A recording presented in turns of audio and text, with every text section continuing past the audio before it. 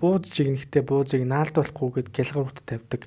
Намайг хүүхэд байхад манай ээж ойр дотны хамаатнууд гэсэн гялгаруудыг тавьсан. Тэн дээр буузаа жигнэсэн 20 минут дунджаар хөлдөөсөн буузыг жигнэж байгаа. Тэгээд сивээд зочинд өгж байгаа, өөртөө идж байгаа.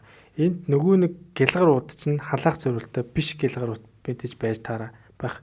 Тэгэнгүүт энэ идэж унгууд тодорхой хэмжээний нөгөө л нэг эрүүл мэндийн асуудал, энд ямар нэгэн уруул явагдаж байгаа ч гэдэг юм. Энийг та хэлж өгөх юм бол одоо удахгүй сар шин болох ч байгаа учраас хүмүүс яг энэ зүйлүүдэд дээр алдаж байгаа бол нэг зүйл төр ч гэсэн нэг зөв гаргалгыг мэдэж аваасаа гэж бодож байна. Яагаад ч болохгүй. Бүр тэрийг хатуу мөрдөх хэрэгтэй.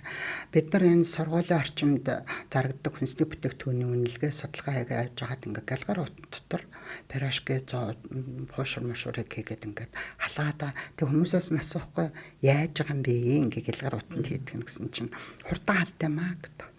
Тэглээгээд эндээс ямар бүтээгдэхүүн гардаг. Диоксин гэж 290 изомер нэгдэлтэй тэм нэгдэл идэг.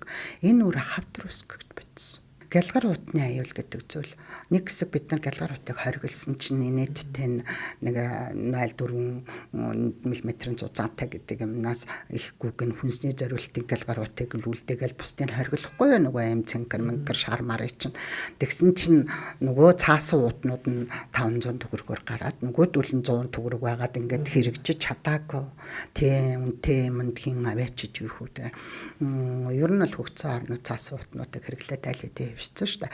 Манайд л ингээл галгаар утны асуудал зуралдаа л байдаг. Энэ галгаар ут ч өөрөө байгальд шимэгдэхгүй 100 жил болдог, хөрсөнд шингэдэггүй, хогоягдл болдог ийм л асуудал. Тэгээ дээрэс нь нөгөө хамгийн бахир та бодтой ариутгагдаг байхгүй тэр бол тэгээ хаяачаа тэр хүнсний галгаар утанд ингээд халаагаад за яг хуу сүүлийн үед нөгөө салгаад хэрэгэлдэг хүнсний утнууд гарч ирсэн л дээ. Тэгсэн чинь энэ бол өндөр градустай болохгүй.